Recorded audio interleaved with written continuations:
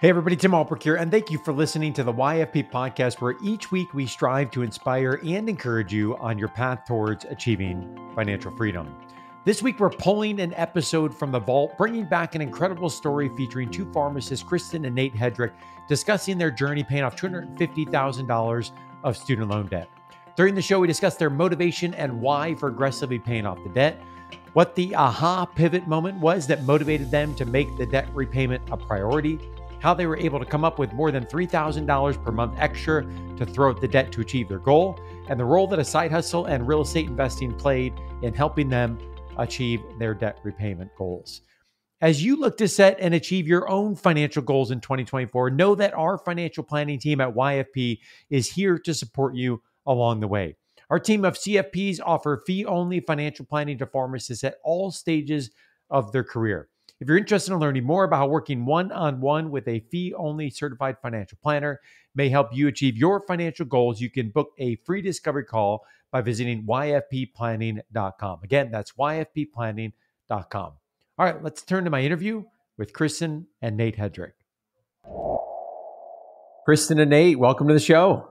Hey, Tim. Great to be here.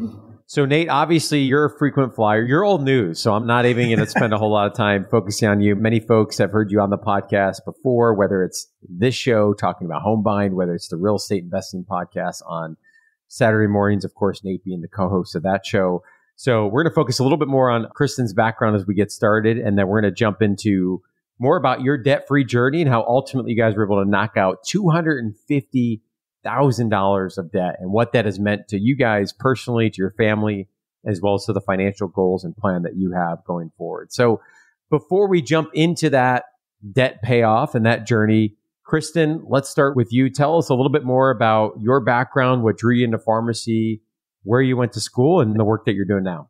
Yeah, thanks. So I had some extended family members in pharmacy, so I just thought it would be a good career path and looked at the different pharmacy schools and found my way to Ohio Northern in the middle of cornfields and no cell phone reception. And for some reason, that's where I wanted to go. I think we all know it's a great campus and community there. So went to Ohio Northern, and that's where Nate and I met. I completed my residency here in Cleveland, Ohio, and now I work for a large health system doing population health clinical pharmacy and following patients with their chronic disease states and helping them with their medicines and loving it here in Cleveland. Kristen, it's funny you mentioned the cell phone reception in Ada, Ohio, at Ohio Northern University. Like I remember, maybe I was a P3, P4. I was just a few years ahead of you guys, but like it was a big deal that they added a tower on campus. And I think we got like one bar, maybe two bars, but not a whole lot going on in Ada, Ohio. I had the chance to go back recently and take Jess and the boys, and it was so fun to just see campus and really relive some of the memories in that place. So Nate, tell us about the student loan debt at its peak. What were you guys working with? And then from there, we'll get into more of some of the motivation and journey of paying it off. Yeah. So when we graduated and kind of told everything up, and I think it was even a month or two after we graduated that I even wanted to look at it, right? Because it was kind of that initial plan of, I just won't look at it and then it won't be a problem. And when we told it all up, looking back at our highest count, we were at $316,000 in student loan debt at one point. So that was the worst that it got. And at that same month, for what it's worth, we had a negative net worth of $306,000. So we had about $10K to our name and a bunch of debt to add on to that. I'm curious, did that surprise you guys? One of the stories I often share is that it's somewhat embarrassing, but when I was in pharmacy school, it felt a little bit like Monopoly money. And it was all of a sudden when I crunched the numbers and I was like, I owe how much and how much interest and what's my net worth? And it caught me off guard, and it shouldn't have. But were you expecting that, or was that number somewhat a surprise at that point? I agree. It was just totally like made up funds. Every quarter or every semester I'd have to go and submit for what I needed. And it was, the tuition plus a little bit of living expenses. And I would just submit for it and it would get added to this imaginary pile of money somewhere. And I don't think I ever checked the balance while I was in school. I don't know why I would have.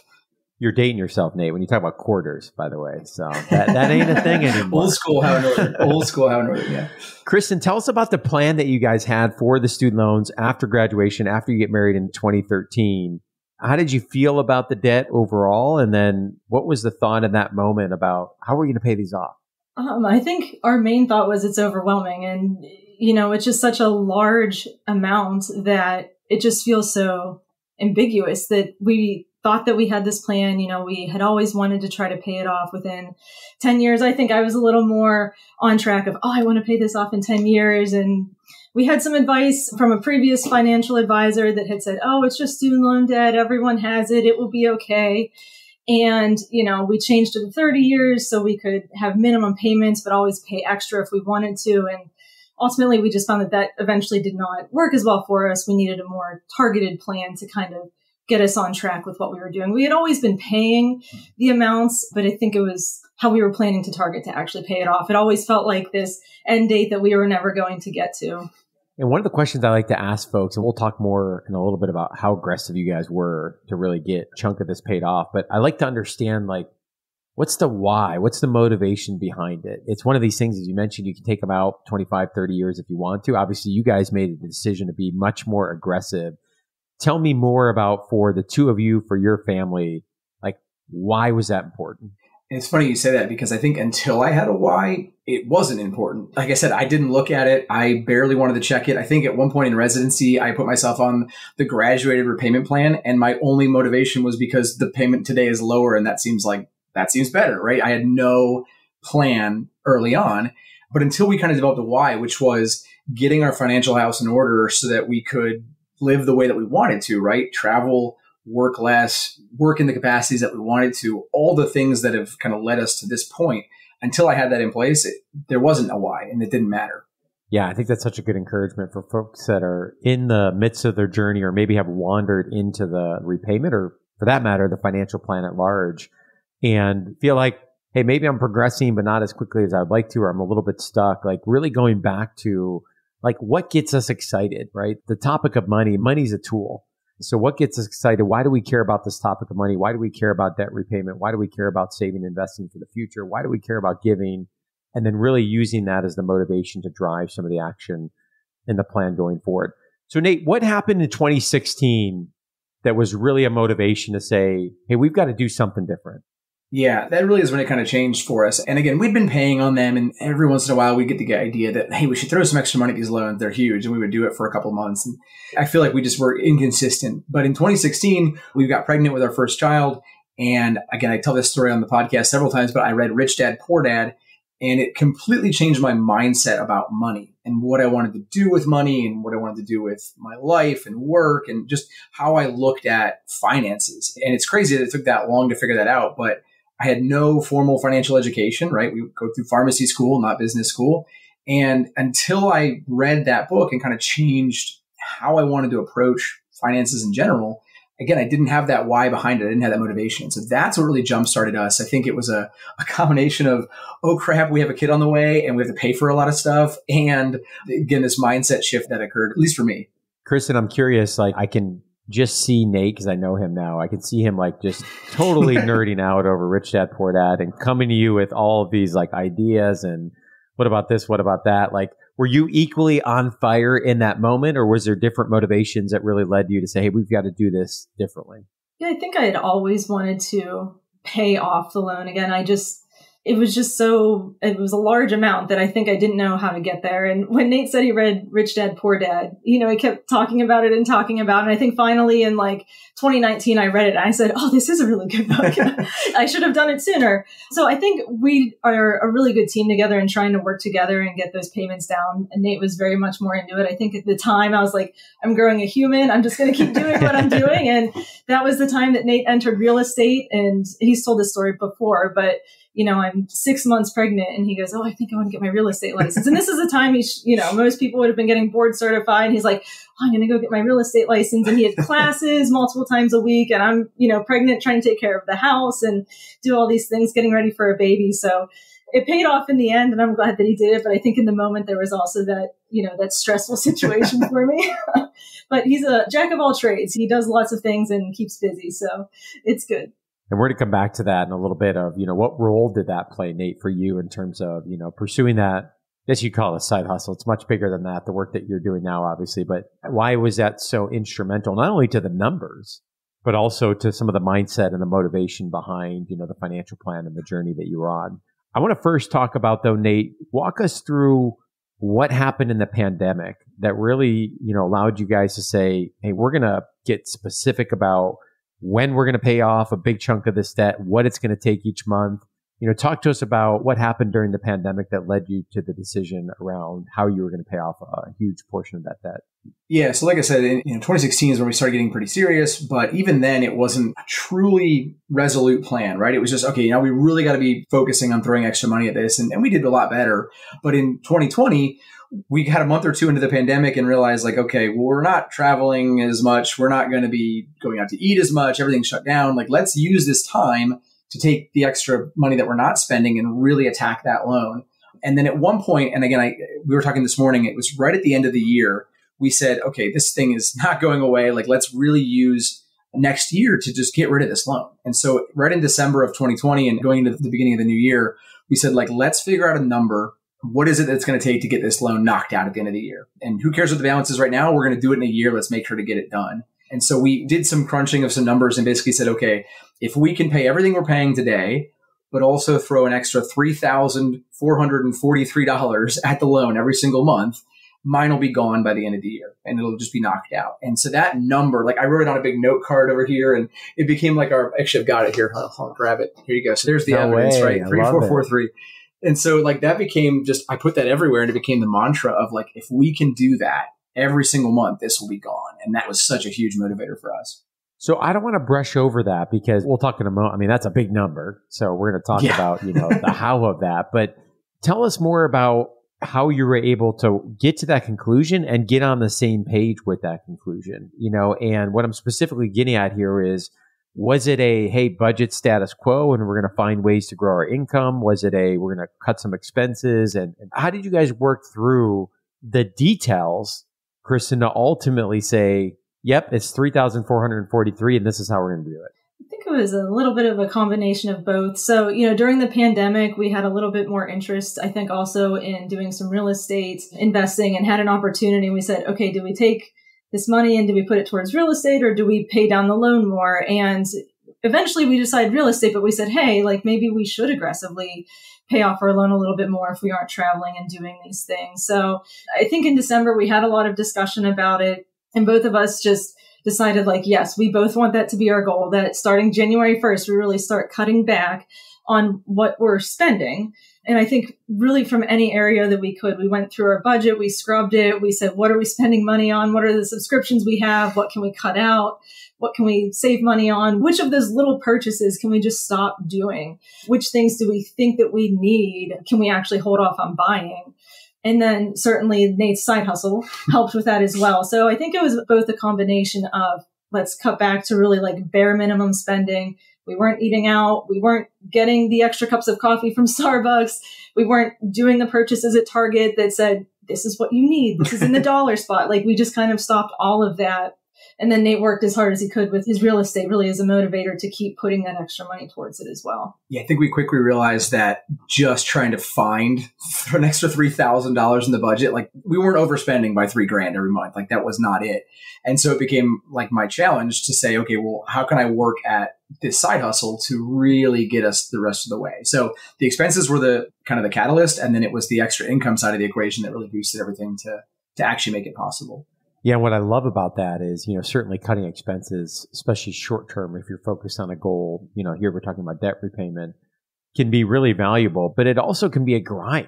I mean, it can be soul sucking sometimes, and I think that one of the things I love about the approach that you took is if you're moving both sides of the equation, there's a different level of momentum and mindset that comes from that. And maybe the numbers aren't as big, for other folks that are pursuing ideas, but if you can both focus on, hey, how can we grow the income and how can we cut the expenses, you all of a sudden feel like you're picking up, momentum in a significant way. But I don't want to brush over that number. $3,443 per month. That's for many pharmacists, if we assume $120,000 of wages, like it's about half of take-home pay. I mean, for a lot of folks, we look at that on a monthly basis. So that's certainly commendable. And that's a big number. Nate, I want to ask the question that I know the listeners are thinking, which is, Nate, Kristen, you guys are smart. Like, $3,443. Why not invest that money? Why not, put that out so we can see that grow and compound over 20, 30, 40 years? Like, how did you guys reconcile this ongoing debate, which is, maybe a little bit of a moot point right now because of the administrative forbearance, but this ongoing debate of should I pay down the debt or should I invest and save for the future? And that's been something we struggled with for years, right? Like, should we go out and buy another rental property, or should we just take this money and throw it at the loan? And that's kind of been the back and forth. And so, like Kristen was saying, when we were evaluating whether we should be doing real estate or paying down the debt, we challenged ourselves to say, like, can we do both? And so for me, again, working and trying to add extra income to the equation, it became a game of, okay, if I can make $3,000 a month extra, right, that's going to get us there. But if I can make $4,000 or $5,000, right, that's another couple grand I can put at the real estate investing budget. So what we had a bucket in Ally, in our Ally bank account, that was the real estate investing fund. And we still have that. We still use it. It's a great way to like separate out our money. And I had to pull from that in any month that I didn't make enough income to like really make the difference. I had to pull out of that. So it was like this, I was afraid to give it up, right? And so it became a challenge to myself and to us really to cut our expenses and raise our income in a way where I could keep padding that account, that bucket, while also meeting our number. And so it was a double motivator of let's get rid of the debt. And I don't want to lose sight of the other thing that I'm really passionate about. So let's find a way to do both. Kristen, we both know that kids can be expensive. We love them, but kids can be very expensive. And I think one of the challenges folks have that are, raising a young family, whether it's debt repayment, whether it's achieving other financial goals, is it's an expensive phase of life, right? The data, suggests that it's multiples of hundreds of thousands to be able to raise a child. And I'm curious of how you guys were able to reconcile this with young ones. And I know you guys are so active and intentional as a family now. Like, were you looking ahead to say, hey, this is a sacrifice now, but it's going to allow us to really push our goals forward as a family later in the future? Tell us about your thoughts through that. Yeah, for sure. And I remember being pregnant in 2016 and just thinking like, oh my gosh, I already feel like we're living paycheck to paycheck. How are we possibly going to raise a child and afford daycare? And we even joke now, our big expenses, mortgage, childcare, and the student loan debt was there. Our mortgage was the least expensive of all of those. So yeah, certainly having kids, we always felt like we knew we wanted to have kids, and it was just figuring out how do we plan for that. And I think especially now, spending more time with the kids too, without having that student loan debt and being able to do more things and travel more, it feels like it's definitely paying off in the end with making some of those sacrifices or, making those adjustments, really that mindset change. I was joking this morning, like you said, Tim, it's a mindset change. And in 2021, we actually kept a list of things that what are things we didn't buy that we're going to buy when the student loan is paid off? And I was laughing because I'm like, we still haven't even bought these things yet. Yeah. We just found that maybe we don't actually need them. Yeah, and some of those behaviors, that's why I always, encourage folks, whatever goal you're working towards, some of those behaviors you implement that season will stay with you for the long run. And certainly there's a time and place to loosen the reins, right, a little bit and make sure we're living a rich life today as well as planning for the future. But, we'll talk about what that looks like for you guys. But some of those behaviors can stay long term, which I think is really incredible part of the journey. I want to touch on two things we've mentioned, but I think play a really important role to this journey, which is, number one, Nate, you talked about the side hustle you had working full-time as a pharmacist, as a real estate agent that allowed you to accelerate some of the goals and momentum.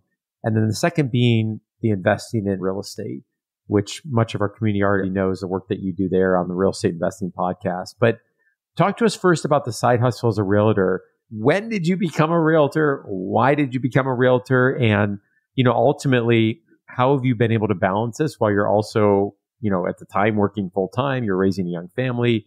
Tell us about the decision to pursue that work and the role that it played in the debt repayment journey.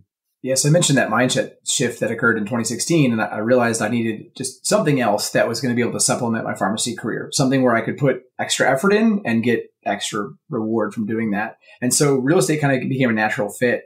Again, it's mentioned dozen times in Rich Dad Poor Dad, and I started reading other things about ways to diversify income streams and you name it, right? Real estate was in that conversation. So I talked to my father-in-law who's been in real estate for years, and he's like, you should just get your license. And at the time that felt like, well, no, that's a different career. I can't do that. But as I looked into it, it was actually a really reasonable option to kind of supplement that. So I went, like Kristen said, to classes in 2016, got licensed in early 2017. And I assumed that everyone was all of a sudden going to come to me, right? All my family and friends were going to flock to me and say, Nate, buy and sell me a house. And it was, I think, 8 months before I had a real client and actually closed the deal. I mean, it was a long time. And that's because I wasn't putting the right amount of effort into it. And I wasn't targeting like what I needed to be doing, right? I wasn't niching down. And again, that's what led to the creation of Real Estate RPH and all the work that I do with pharmacists and the real estate community. And so all those things kind of progressed down the road to the point we're at today, where, again, now I get to work with a bunch of active clients here in Cleveland. I help people all over the country with our real estate concierge service. And it's a really cool way to put my passion for real estate into the world of pharmacy that I kind of started out in. And again, it's also been a great way for us to supplement our income streams, just because it is something where I can put more effort in and get more dollars out as a result from doing that. Yeah, and I want to put a plug in for it just so you don't have to as well. But, I think that service has really been so valuable to the community. So folks are, looking to buy a home, sell a home, looking to buy an investment property, and they're looking for an agent that would be a good fit for them. It's okay if you're not in the Cleveland area where Nate is. He's built a network of agents all across the country that have supported other pharmacists. So if you go to your financialpharmacist.com, you click on home buying, you'll see a section for find an agent. And from there, you can get connected with Nate further. Kristen, I want to ask you about the real estate investing side, just because Nate talks about this on the podcast every week. But I know, because I've seen it offline through some of the times I'm talking with Nate and you guys are crunching numbers on a property and you're in the spreadsheets punching numbers. Is this a good deal? Is this not a good deal? Tell us more about the vision that you guys have had for real estate investing for you as a family, why that's been a good fit, and the approach that you've taken thus far in your real estate investing journey. I think we always had an interest in real estate investing. My family has some experience with it. Like Nate mentioned, my dad is a realtor. So we knew it was something we eventually wanted to do. It was just kind of figuring out how do we put it as part of our plan. But when Nate said he was interested, I was all on board. But I was also, that type A risk-averse pharmacist that said, how do we do this? I have no idea.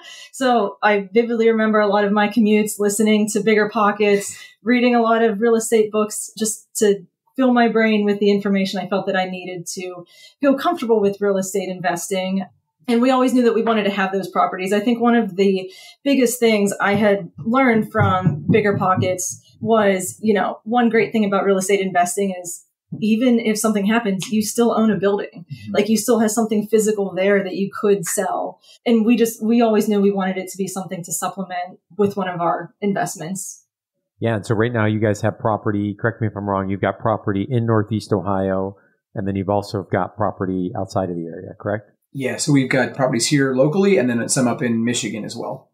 Awesome. Love that. And folks can tune into the Real Estate Investing Podcast for more stories of other pharmacist real estate investors. So we've talked about really three main buckets that were instrumental in paying off this $250,000 of debt. And that was, I'd categorize as hustle, right? Cutting your expenses at more than $3,000 per month, growing the income through the side hustle, and then also looking at how you're able to build a real estate investment portfolio. Were there other strategies that helped you along this way of paying off this debt? There were little things. I think one that comes to mind for me is that we refinanced that loan, I think 4 different times. And a lot of that was because we were getting lower interest rates every single time. And the other was because we were able to get a big bonus. So if you have been on any of the YFP resources for loan pay down or for loan refinance, you get cash bonuses depending on your loan balance. And so a couple of times we would go out and refinance it, wait a couple of months, refinance it again, and we get a check and a lower interest rate. It just made a ton of sense. So that was a little thing that helped quite a lot along the way. I think another thing that really helped us was working with Tim Baker and the planning team at YFP. They were very much instrumental in guiding us through and helping us make the decisions. I grew up putting my money under a mattress, making sure it was nice and crisp and counting it every week. And, when we started this journey, Nate wasn't financially savvy until really like 2016 when he got more into it after reading Rich Dad, Poor Dad. So, I think working together and having a third party kind of objectively look at everything and give us some guidance was really helpful as well. You don't have to make Tim's ego any bigger. No, I'm just kidding. Don't see if he's listening to that. So the question that, I'm begging to know the answer to is you guys were throwing a huge amount of money at this debt. Obviously, at some point you got that debt paid off and all of a sudden you're not having to make that big of a payment anymore. And I often think about this in the context of my journey, and I often chalk it up to where did that money go? Well, more kids got expensive, other things come along the way. But I also know you guys have been really intentional as a family about what are we trying to do in terms of experiences and how we want to be intentional with the resources and the money that you have each month. So Kristen, talk to us about this journey after the $250,000 of debt. We're no longer making this massive, monthly payment. What's happening? What are we doing? Well, we went to Disney World. Yeah. I feel like that's the most appropriate thing. honestly, in some parts, it feels like it hasn't changed at all. We still have a lot of that mindset with being frugal and kind of just still saving for our future, but also trying to live in the moment. We've done a lot of life planning as well and things that we want to do. So I think we're working on traveling more. Like I said, we went to Disney, hopefully some other trips coming up. Just being able to spend more time with the kids. I think people with children understand the first 5 years before they start school is like, it's just hectic and overwhelming. And we're just trying to take in all those moments before they head to school officially. I love that, right? It goes quick. I know everyone says that, but it's real. And I think the intentionality around the experiences and making sure there's the budget there to support those experiences and to be able to enjoy those moments along the way. Nate, you recently shared publicly your decision to go from full-time work to part-time work in your pharmacist role. So we're going to officially call you a pseudo-pharmacist now. That's fair. That's fair. How much of a factor was getting to this point of having this $250,000 of debt paid off? How much of a factor was that and being able to approach that decision and ultimately feel confident in that decision? Yeah, it was huge. I mean, I can't say that when we started off, that was the plan, but as we got closer, we realized that it was a possibility. And I looked at the timing and I looked at where we were at and I said, look, this is like the last summer before our oldest goes off to kindergarten. And then it's just going to get crazier and crazier as time goes on. And so I took a step back and said, now that this debt is gone, we really can take a step back. And Kristen has been so supportive and helpful and allowing me to do that. But it's been really cool because now I can just focus on them for the summer. And those extra 20 hours that I found every single week is just, I'm on the kids' schedule. Like the other day, we had a day and it was raining in the morning. And so we went to the movies and we saw a kids movie. And then we got out and I was like, hey, it's sunny. Let's go to the playground. And so we did that. And it was just really cool to be on their schedule rather than some work schedule or something else that I, had to do or had to get done. There wasn't a time frame anymore. And that's been really cool. And again, without that debt being gone, there's no way we could have done that. Yeah. What I love is I think both of you are such a great example where yes, you've got a PharmD. Yes, you've got, residency training.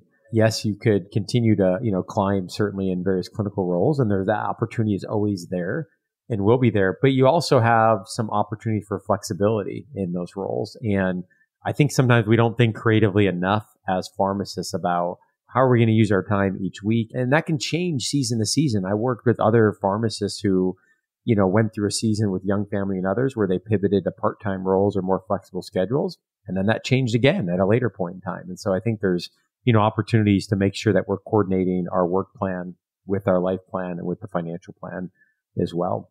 Kristen, I'll start with you and then Nate, if you have other thoughts as well. I'm someone listening who maybe I'm a student and I'm like, oh my gosh, thanks so much. I feel depressed about the journey ahead. Or maybe I'm in the middle of the debt repayment journey and I just feel like, when is this going to end? Or I feel like I'm spinning my wheels. What advice would you have for pharmacists that are in that debt repayment journey as they're trying to really navigate that path forward?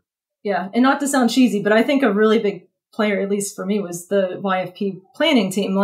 We kind of felt like we had a plan, but we weren't really sure if it was a good plan. And so really it was after I had our second child and I was listening to a lot of podcasts. I'd go walking every day on maternity leave and I was listening to podcasts every time I would go for a walk. And I was like, we really need to look at this. I feel like we need a more set plan as to what we're doing, especially since you're such in an integral point in your life where you want to be able to spend extra time with the kids, but you also may feel like you can't financially do that. And so I think having that, like I said, that objective third party look at what you two are talking about as a couple can be really, really helpful and also helped us look at a lot of our other financial plan with the investments. Can we get into more real estate investing? Are we contributing enough to our 401ks? Are we, doing things that seem like we should be doing? So I think that's really, really been a big impact on us in being able to achieve this. For sure. Nate, any other words of wisdom, advice you'd have to folks that are kind of in the thick of it, if you will? Yeah, I think for me, again, there's just for me, at least what worked was that this mindset shift away from being stuck at, okay, I only have this as my income, right? If I make $110,000 a year as a pharmacist, that's all I've got. And there's no other opportunities and I have to make it work with that money.